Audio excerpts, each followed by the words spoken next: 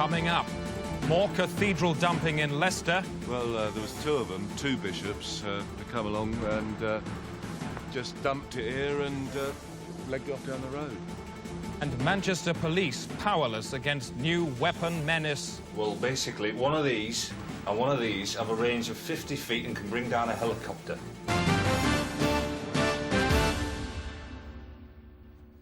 There's growing evidence this evening that suspects held in police cells are being eaten by police. This report from Ted Moore has that story. 4 men vanish overnight from a Reading police cell.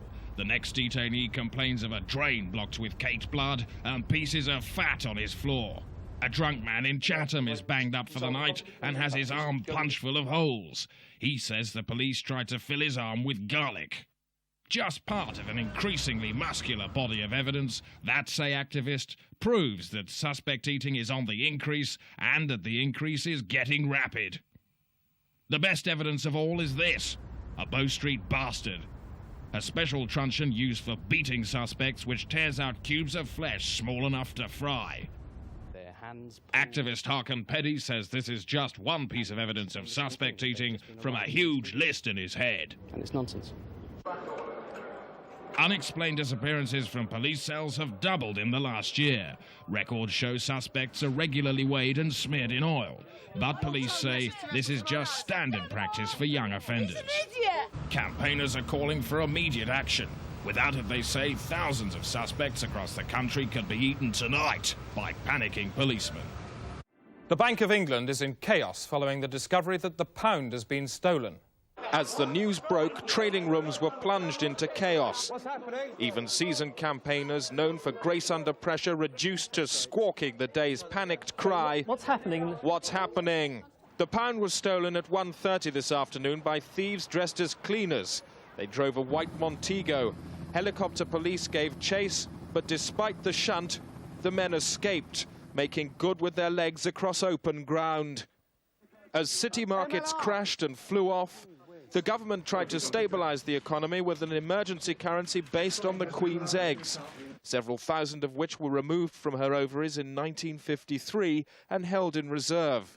This meant anyone mad enough to seize on the panic selling of dead pounds could become a dollar millionaire in less than an hour. How much money have you personally made today? Probably about 10 million. Wow. Throughout the day, bank officials have refused to confirm the rumours that the pound was only vulnerable at all because they removed it to play with at lunchtime and forgot to put it back. Later tonight, we'll be asking Malcolm Rifkin for his view and asking him why he likes pulling the legs off live dogs and shooting foreign policemen.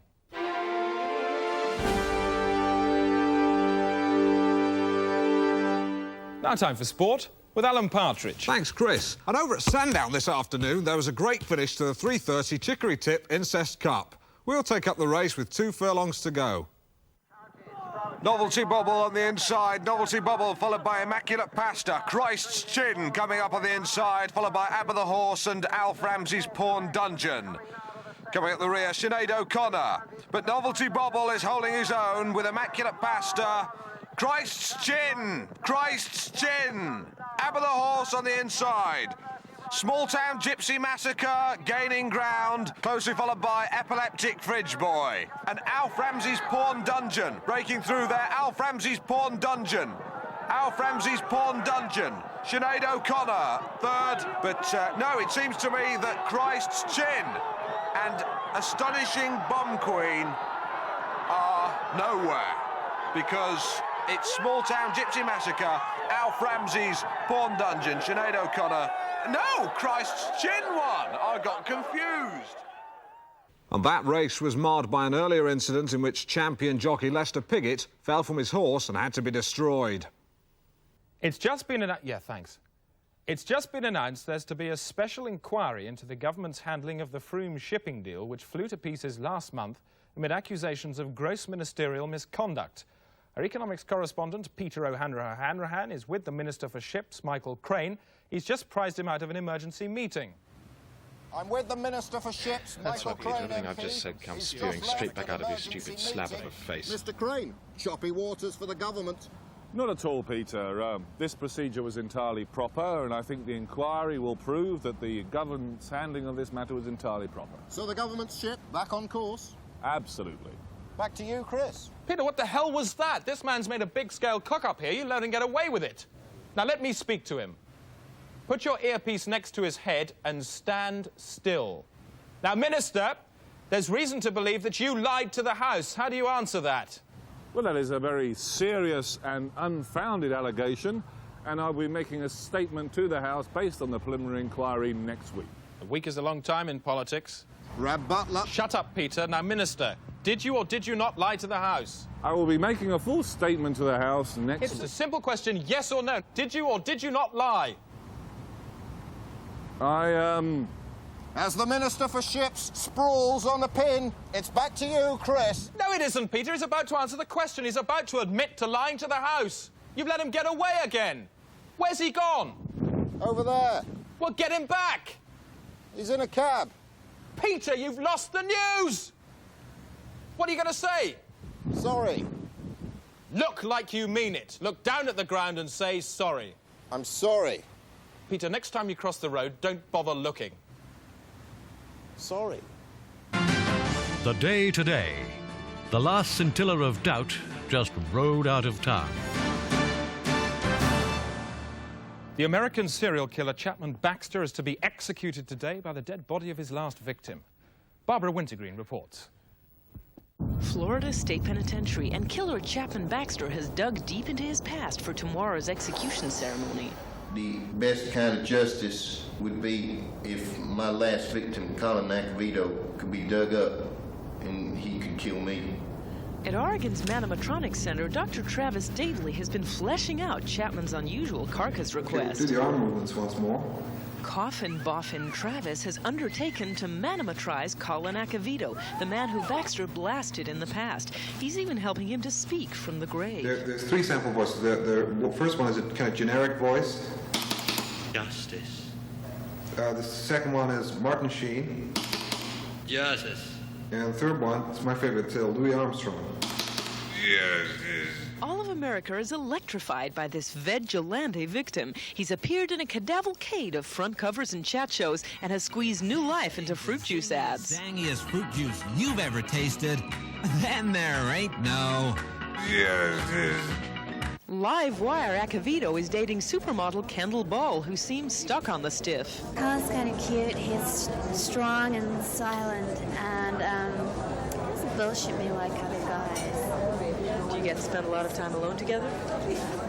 Well, no, because Travis is always with us, but I kind of like it that way. I've got this little dream whereby there's a whole village of reanimated corpses, and if you like, a kind of control tower in the center of that village with a bank of monitors, and I control all the corpses. Why use corpses? Why not normal people? Why don't you just leave things the way they are?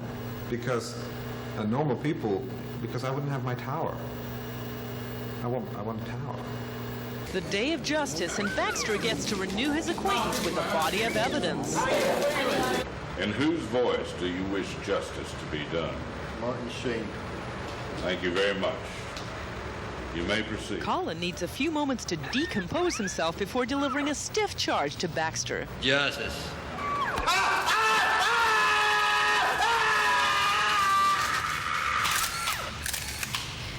So, as Chapman Baxter came here to bury his past, looks like his past has come to bury him. This is Barbara Wintergreen, CBN News at the Corpsecution, Florida State Penitentiary.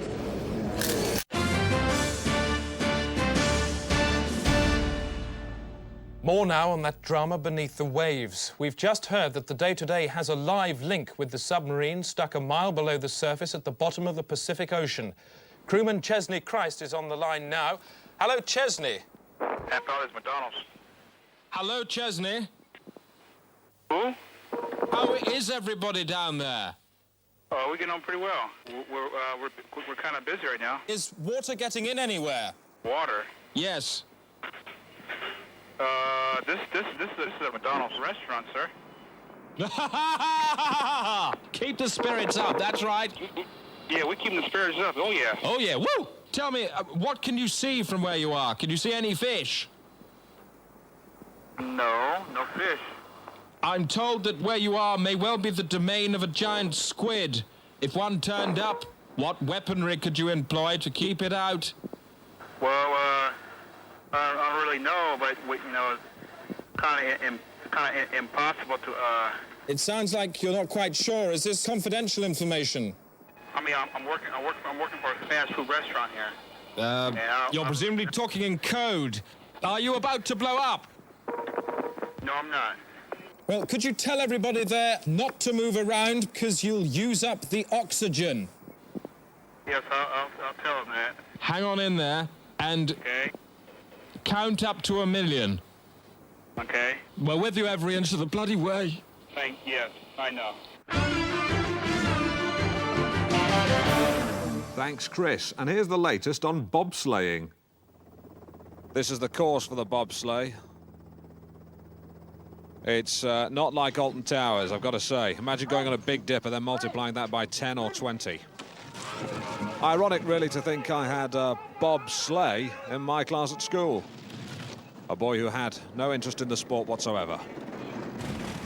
This course actually reminds me of when I was tobogganing at the age of 16. I hit something and fell off. I was concussed. Hit a cat. No cats here, of course. The groundsmen are quite strict about not letting cats onto this course.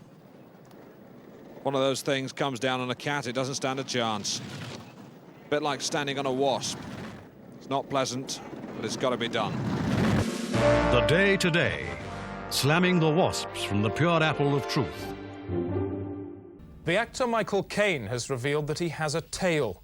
In a frank interview today, Caine described his struggle to come to terms with the tail, which is 2 feet long, muscular and shiny, and thrashes about when he gets angry. He said he'd only managed to keep it hidden with strong muscle relaxants and had finally decided to have it surgically removed, a decision he described as the best he's ever made. This is the best investment I ever made in my entire life. Ultra News. Now comments from you, the public, in Speak Your Brains. Your complaints. My complaint is about the standard of complaints in the media. Brackets notice my sentence construction is poor. Yep. The way people speak, you'd think they'd had a brain bypass. Brain bypass. A brain bypass. Yep. And if they ever do get these pointless thoughts, close inverted commas, raise eyebrows sarcastically out, they are all too easily bullied. Bullied. Bullied. Bullied. Bullied. Sorry, yes. My mistake, bullied. Yes, how stupid of me. For lo, I am a mere gut-brain serf, while you, oh program makers, are gods. Gods, you are. Oh, gods. Oh, God, have mercy. The Day Today, News Felch. And just time for a quick look at tomorrow's... The Independent, Bank of England recovers from swollen chairman unusualness. The Telegraph go with Simon Rattle lost in Cress. The Daily Mail, pretty keen on lassoed bat wins Booker. They devote 4 pages to that.